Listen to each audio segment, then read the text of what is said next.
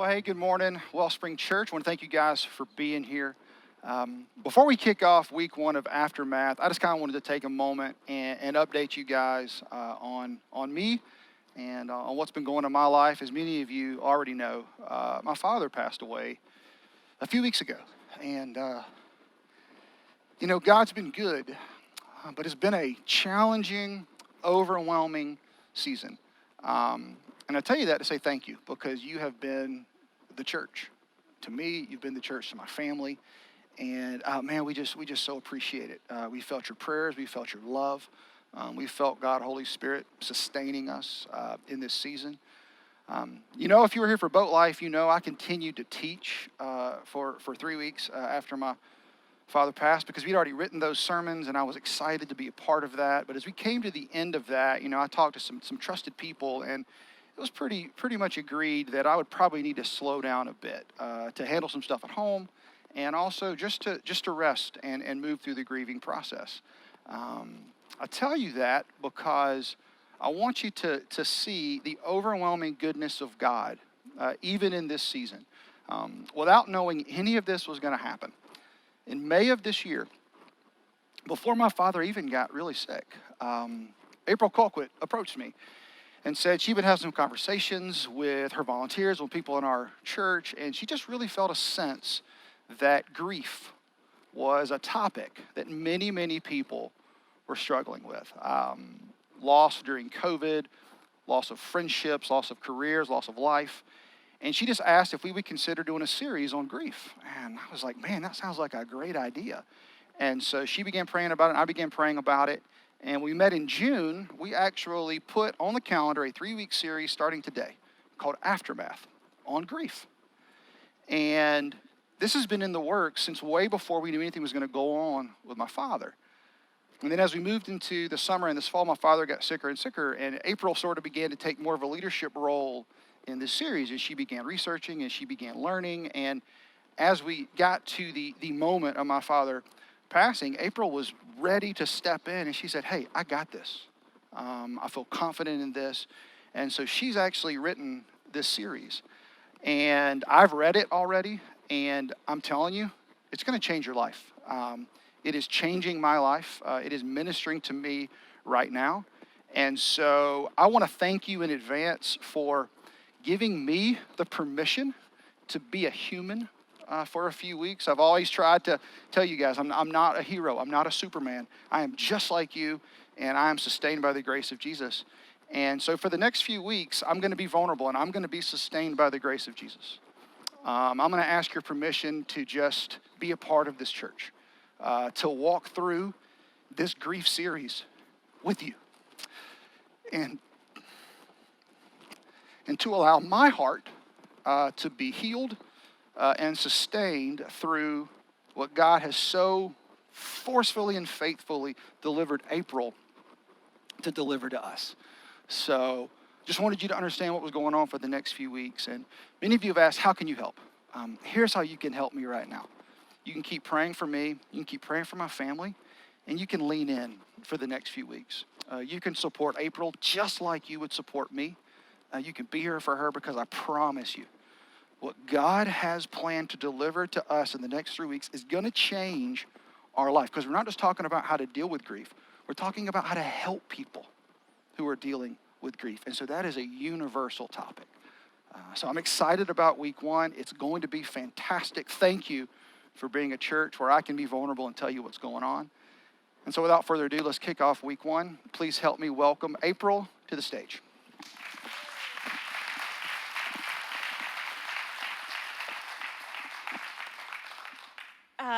For those of you who don't know me, I'm April. I'm our Wellspring Kids pastor, and I also serve in our communications team, and that was a hard video to watch. Thank you, as my church, for letting me deliver this content to you. I have been studying and preparing for this for a while, and I'm actually ready and excited to bring you what God has been teaching me because, as Trey said, I think it's going to change our life, and I think it's going to help us be better friends and better family members for people who are in the aftermath of a great loss. But I will tell you right up front, this is a heavy topic. is heavy. I know that. We know that as a church. And sometimes when the topic is really heavy, what we want to do is just avoid it and just not go there, because it is hard to step into very messy puddles, especially when it means getting in the weeds of our own pain, let alone someone else's. But that is not the heart of Jesus. Jesus does not run from pain. He steps right into the messiest of puddles to bring us companionship and comfort into the most vulnerable places and the most painful places of our lives. And so that is what we are going to seek to do over the next few weeks. We are going to seek to step into the messy, vulnerable places and help each other, learn how to grieve better. But we're going to have some fun. We're going to laugh a little bit. I'm going to try to make you as comfortable as I can. I'm going to bring levity and laughter whenever possible. You can help by laughing at my jokes. It is totally fine for us to laugh together. Sometimes we need to laugh in order to keep from crying, right? But we also might cry a little bit. So I'm going to tell you, ladies, come prepared with your waterproof mascara. I am too, and we'll provide the tissues. But just get ready. We're going to dig into this, and we're going to dive in head first. And I know that some of you are already starting to get uncomfortable with just the thought of talking about crying and tears, so I'm going to ease up for just a minute. We do that when things get uncomfortable and when we feel like we might be on the verge of crying. Isn't that what we do? We just shake it off. Don't think about it. Stay positive. Don't talk about it, because if you do, you might start crying. When I was growing up, my mom was one of those mothers who taught us to be strong. Like, she did not coddle us. And she was a loving and nurturing mom, but she was the type of mom who didn't let us milk it if we got hurt, and she didn't let us wallow in self-pity. So if we fell down outside and scraped our knees, she brought us inside, she rinsed it off, she slapped a Band-Aid on it and said, "Okay, you're good now, go play." And it's just the kind of mom that she was, and we laugh about that now, but isn't that what we do as people, as adults? When we are in pain and when we're hurting, we just want to fix it, and we want it to be over as quickly as possible. We might even try to convince ourselves that it really doesn't hurt that bad in the first place, that we're really okay and we can handle it and we're doing okay. And if we're not telling that to ourselves, we might be feeling that pressure from other people. As I have prepared for this, one of the things that I think I've come to is that our culture has not taught us to handle grief well. When something bad happens, or when we are discouraged, or when there's pain, or we've experienced a disappointment, the message is, you're going to be fine. Get out there and keep going. Stay strong. You've got this. Sometimes the message is, you have every right to be sad. You absolutely can be sad, but just try not to be too sad around me. Try not to be too sad around work, or try not to be too sad around the kids. Sadness is almost a sign of weakness. And I think that might be even more true for those of us who consider ourselves Christ followers. It's almost like an unspoken expectation that our pain should hurt less than other people's, because Jesus and all. Like, we should just be stronger and hurt less than other people. And just to be clear, when I'm talking about grief over the next few weeks, I'm not just talking about the loss of life, although that is usually the first thing that comes to our mind. When we think about grief, we think about grieving someone, but grief can refer to a multitude of different disappointments and hurts. It might be the loss of a relationship, the ending of a marriage. It might be grieving something like infertility or miscarriage. It might be grieving the loss of a job. Sometimes we grieve when we leave familiar places and people. There might be grief when you become disabled due to age or a disability and you start to lose independence. There is grief when you feel abandoned or betrayed. Anything that once was and no longer is can lead to feelings of grief. So here's how we are going to be defining grief. The feelings of disappointment or pain that stem from something that no longer exist. Some of you, when you heard what we were going to be talking about today, you thought, well, this series doesn't really apply to me because you haven't lost anyone. You're not grieving someone, but maybe you're grieving something. and you just didn't know until this moment that it was actually grief. So my hope for us over the next few weeks, and my hope for us today, the goal today, is that we can begin to understand that it's okay to grieve. Do you know that God has designed us to grieve? That's not to say that we are designed for grief. That's not our purpose in life. But God has uniquely created our bodies to respond to all different types of pain and loss through a series of physiological systems and processes. I have been studying so much, and you're going to keep hearing me say that because I need you to know I'm not the expert. I've just done all the research on behalf of all of us, and I'm going to share with you what I've learned. I have talked to counselors and therapists, and I have sat down and listened to people's stories of what they've experienced. And I have read books and articles, and I listened to podcasts, and I have learned some really fascinating things about grief. Do you know that there are physiological benefits to crying? Seriously. I know there are some of you who consider yourselves to be emotionally constipated. You don't cry. Like, you don't remember the last time you had a good cry. Could be men, could be women. And some of us we know are just more prone to leaking than other people. We're just leaky people. But we all need to cry. There are 3 different types of tears that our bodies produce. One of them is called basal tears. Those are the tears that lubricate and protect your eyes. And then there are reflex tears. Those are the kind that happen when you peel an onion or when you get something in your eye or something is burning your eyes. Those are reflex tears. And then there are emotional tears. Those are the ones that we produce when our body is responding to emotional or physical pain. And the thing about our tears is that they all are made up of salt. You probably know that. We have salty tears. But emotional tears also contain proteins and hormones that the other 2 types of tears don't have. So when you cry, it actually stimulates and releases endorphins in your body that help to soothe pain and create a calming effect. Did you know that? Did you know that your tears have hormones? I just learned this and it blew my mind.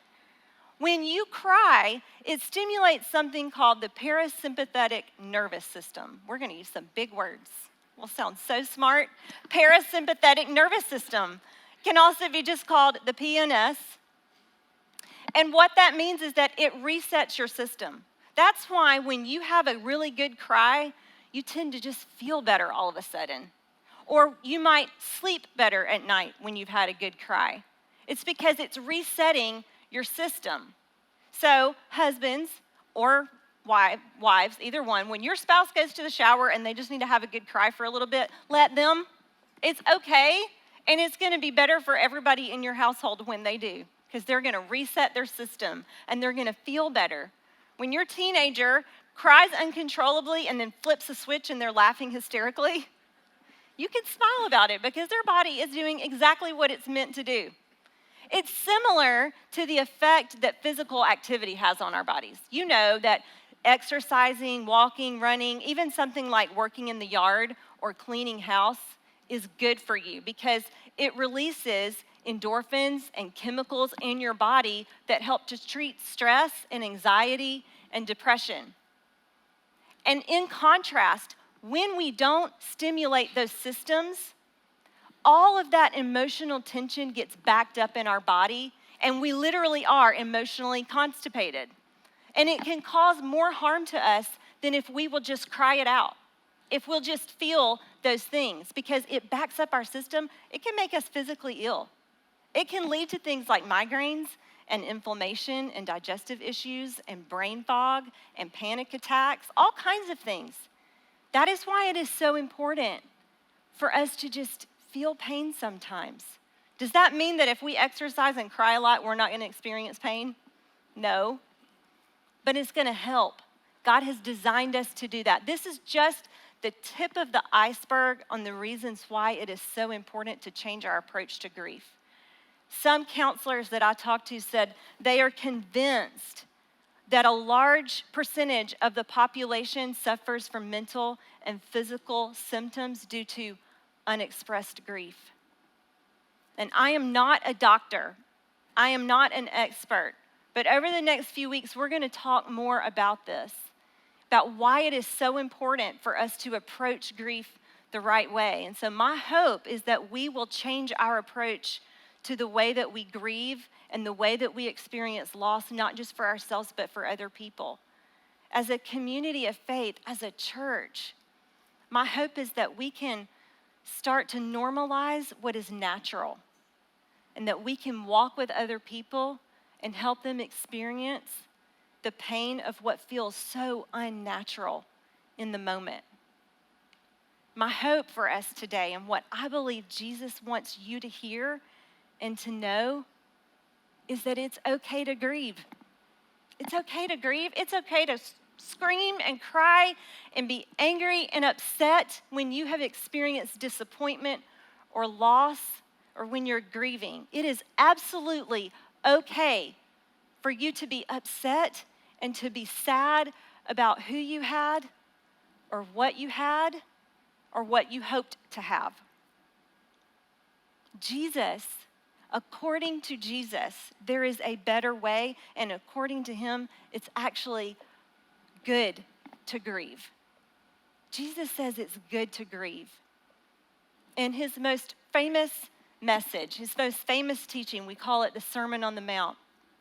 Jesus begins this teaching that day by giving us a list of behaviors paired with a promise. We call them the Beatitudes. And each one of those behaviors begins with the word blessed or blessed. And it's important to know that in this context, the word blessed refers to a declaration of what is good. So Jesus says things like, blessed are the meek, blessed are the merciful, blessed are the peacemakers. It's good to be humble. It's good to be merciful. It's good to be peacemaking. And then when it comes to our sorrow and our sadness, this is what Jesus says. Blessed are those who mourn.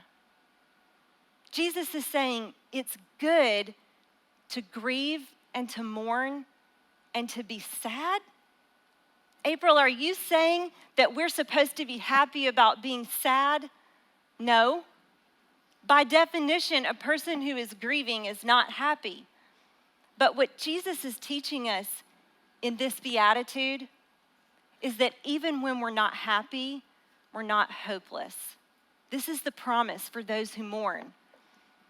They will be comforted. Jesus is with us when we are sad, when we are mourning, when we are grieving. The good thing is not that we're sad. The good thing is that we're not alone, that Jesus is there to comfort us and to offer us companionship. If you know very much about Jesus, you know that he knew suffering well. He was well acquainted with what it was to suffer. From the moment that he arrived on our earth, he experienced rejection. People didn't believe him, and they didn't want to listen to him. He knew abandonment. He knew betrayal. He knew what it was to be accused. He was arrested and convicted and beaten and killed, and he did all of that for us. But what I want to help you see today is not how Jesus suffered, but what he does for us when we suffer. I want to look at a story with you from the Gospel of John about a brother named Lazarus and his two sisters, Mary and Martha. And these three people were very good friends of Jesus. And one day, Mary and Martha got word that Lazarus was very sick, and so they sent word to Jesus, who was traveling away in another place, and Jesus did not come right away. Mary and Martha wanted Jesus to come and heal Lazarus, but God already had a plan for how he would use the death of Lazarus to bring people to faith in Jesus. Many people would put their faith in him through the death of Lazarus. And so Jesus doesn't go to Mary and Martha until after he gets word that Lazarus has already died. And then he goes back to the town of Bethany where they live. And when he gets there, Lazarus has already been dead for 4 days. And there are all kinds of people that have come from Jerusalem, the nearby city, to console Mary and Martha. And when Martha finds out that Jesus is in town, she goes to him.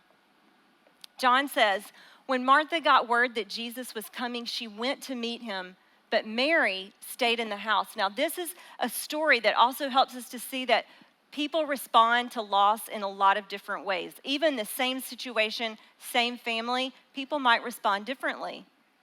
Martha goes out to meet Jesus. Mary stays in the house. She doesn't want to be around anybody.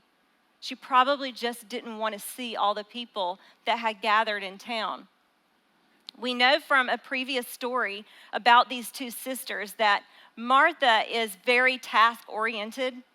She is a doer, and Mary is more inclined towards silence and solitude. And so we see that in their grieving process.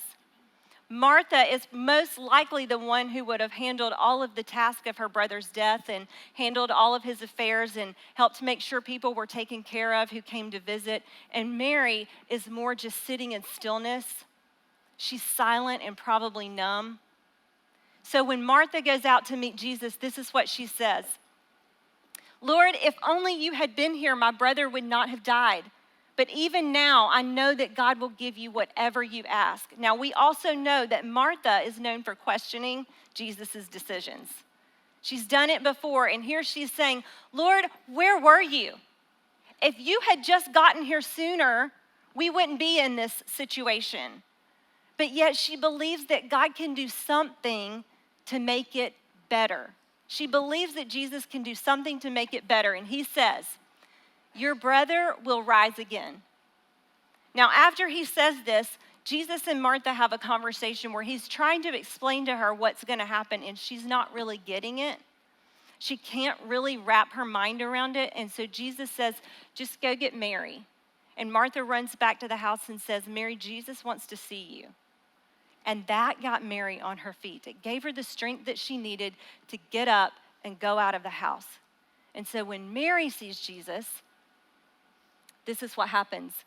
Mary reached the place where Jesus was and saw him. She fell at his feet and said, Lord, if you had been here, my brother would not have died. Now, Mary and Martha are both brokenhearted, but this is where they are united in their response of their loss. They both think if Jesus had just gotten there sooner, the outcome would have been different. If he had just come quicker, they wouldn't be experiencing this loss. And isn't that how we respond when we have experienced a disappointment or when we're in pain and when we're hurting? We have a tendency to rewrite a different narrative, a different ending. There is a man named Peter Crone who is a well-known author, and he is sort of like a mind and wellness coach, and he's internationally recognized as helping celebrities and pro athletes. And this is what Peter Crone says about loss. What happened, happened, and it couldn't have happened any other way because it didn't. What happened couldn't have happened any other way because it didn't. And what we want to do is write a different ending, a could have, should have kind of ending. If you had just done this, if only blank had happened, we wouldn't be here. If you had just listened to me, if he had just come and talked to me first, God, if you had just answered my prayer, we wouldn't be here right now. But what happened, happened. And it couldn't have happened any other way because it didn't. Mary and Martha wishing that Jesus had come sooner wasn't going to change the fact that Lazarus was already dead. Now, you might know the ending to this story. You might know that Jesus actually brings Lazarus back to life. Sometimes what is lost or broken can be restored, but that's not always the case, is it? Often, that's not the case. Jesus does it here for Lazarus because many people were going to come to faith in him through Lazarus' death and through the miracle of his resurrection. but we don't always get the miracle that we want. And I don't know why. I wish I knew why, but I don't. And many times we won't know why this side of heaven. But the reason that I wanted us to look at this story today is not to show you that Jesus brought Lazarus back to life and that Mary and Martha got their miracle. The reason that I wanted to point out this story today is to show you how Jesus responded to their pain. Remember, Mary has found the strength to get out of the house and go to Jesus, and she falls at his feet. And this is what Jesus says. When Jesus saw her weeping, and the Jews who had come along with her, he also weeping, he was deeply moved in spirit and troubled. Jesus was moved and troubled when he saw them weeping. Now, Jesus is about to bring Lazarus back to life. Things are going to turn around here very quickly. Many people are going to put their faith in Jesus, and they have no idea what is about to happen. And you know what Jesus doesn't do? He doesn't say, it's okay because I work all things together for good. He doesn't say that. He makes no mention of the good that is to come. He just sees them weeping, and he is moved with empathy in that moment. And this is what he says. Where have you laid him? He asked. In other words, take me to your place of mourning. Show me. Jesus could have called Lazarus out of the grave right then and there, but instead he said, show me your place of greatest pain. Take me there, and I will go there with you. And here's what they said, come and see, Lord, they replied. And Jesus walks with them to the place where Lazarus was buried, and John tells us that as they walked, Jesus wept. You know how I know it's okay for us to cry? How I know it's okay for us to grieve? Because Jesus cried. Jesus grieved. Even when hope was around the corner. And these are not reflex tears. Jesus is not crying because the sun was too bright or some dust from the road blew into his eye. John is making it clear to us that Jesus openly cried. These are emotional tears. And when all of the people saw him crying, they said, see how he loved him? See how he loved him? Jesus loved Lazarus. He loved Mary and Martha. These were his close friends. And regardless of the hope that was just about to happen, I mean, it was right there he's about to heal and bring Lazarus back to life. But it didn't change the fact that right now, these people were hurting and they were in pain. And it caused Jesus to grieve. When we hurt, Jesus hurts. He loves us.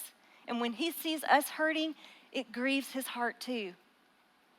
Have you ever hurt with someone, had a friend or a family member who was going through a very difficult season of life, and maybe you sat and you cried with them?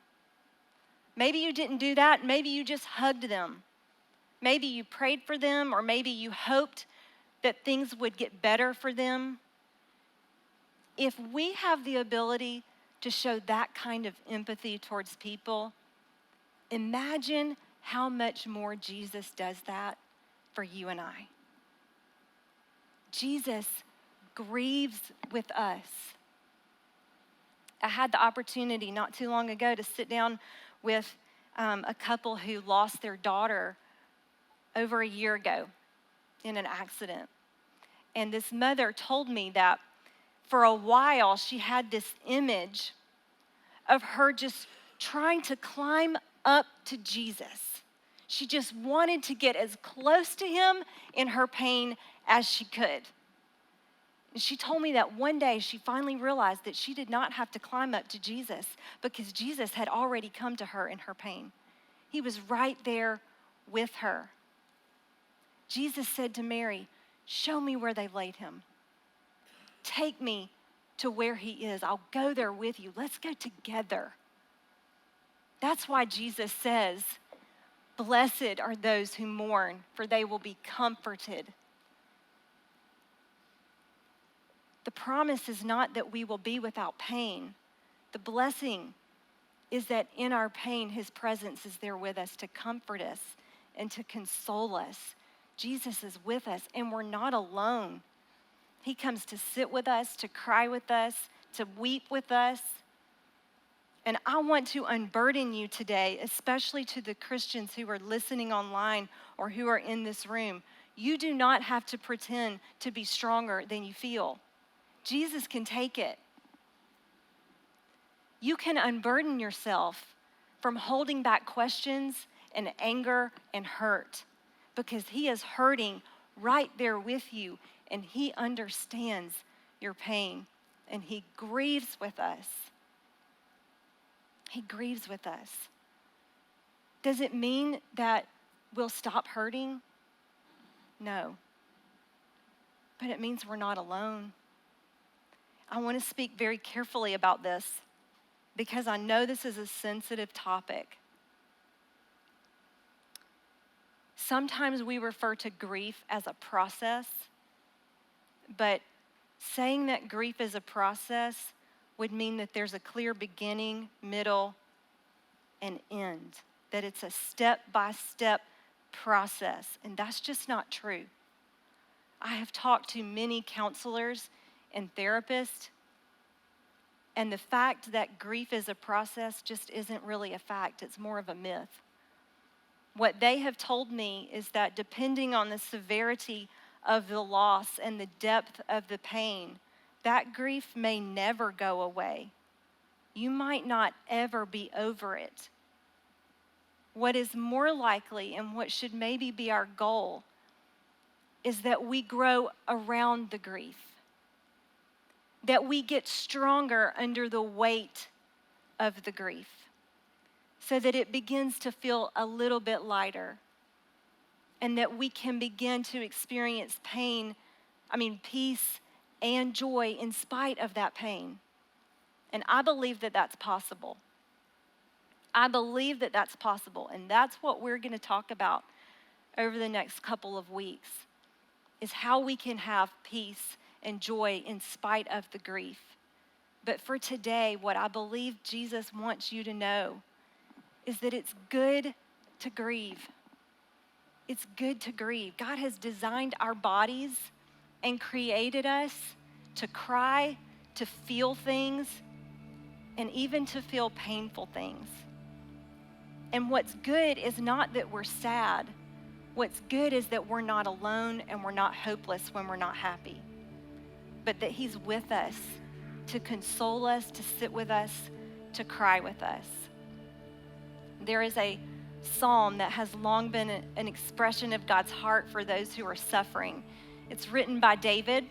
When David was trying to escape from King Saul, who was jealous of him and wanted him killed, David was on the run. He was hiding. He was trying to preserve his own life. So undoubtedly, he was in a great deal of stress and anxiety and suffering. And here's what David wrote. He knew that God saw him. He said, "You keep track of all my sorrows. You have collected my tears in your bottle. You have recorded each one in your book." Friends, there is not a heartbreak that you feel or a tear that falls that God does not see and feel with you. Does it mean you won't hurt? No, but it means you're not alone. He loves you and he grieves with you. He grieves with you. You know something that I think is pretty incredible? It's not that Jesus is with us in our pain, but that he also puts other people in our path of pain. God designed our bodies to grieve in such a way that it is visible when we cry. Our tears are a visible sign of what is happening internally, and I don't think that's an accident. That is a benefit of crying, so that when other people see us, it's an indicator to them that something is not okay. Isn't that amazing that God would do that for us? that he would make our pain so visible that other people can come alongside us and say, are you okay? How can I help? God wants to sit with you in your pain, but so do we. We need community when we are hurting. We need Jesus, but we also need each other. And so over the course of the next few weeks, we're going to learn how we can do that for each other. At the end of this series, we are going to begin something here at Wellspring. We're going to start a grief group. I would highly encourage you to sign up to be a part of that group if you are in a season of loss or if you're walking with someone who is in a season of loss and pain. Because we need Jesus to comfort us, but we also need his community of believers to comfort us. He created and designed our bodies to systematically respond to grief, but he also designed us to need other people in that pain and in that hurt.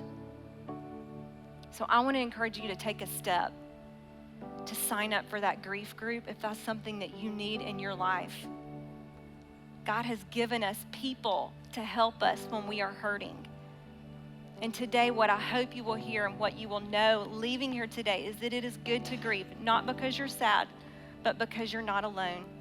Even when you're not happy, you are not hopeless. Jesus is with you, and he grieves with you. And we will too. I'm going to close us in prayer, and then TJ is going to sing a song for us. And I want to invite you to stay seated while he sings and just listen to the words that he sings and allow your hurt to begin to surface and let him just sit with you wherever you are today. Whether you are grieving or whether you're sitting in joy today, just let God sit with you and feel with you. Let's pray. Father, thank you so much for your love for us. Thank you for your compassion and your empathy for us. Even when we are hurting, God, we're not hopeless because we have you. And we don't hurt any less, but there is comfort in knowing that you are near, that you are present, and that you understand. God, I pray for every person in this room who is sitting in a place of loss and pain and hurt today, whoever is disappointed. Lord, I pray that they would open their heart to you, that they would not resist your compassion, but that they would turn to your compassion, that they would be open to how you want to help and how you want to heal. And I pray that you would give each of us eyes to see how we can come alongside others in their pain, that we can help them and support them and encourage them. As we continue to learn more about what grief is and how we can better approach it, God, I pray that you would just teach us, that you would mold us and make us to be more like you, that we might be an expression of your love to the people around us. It is in your Son's name that we pray. Amen.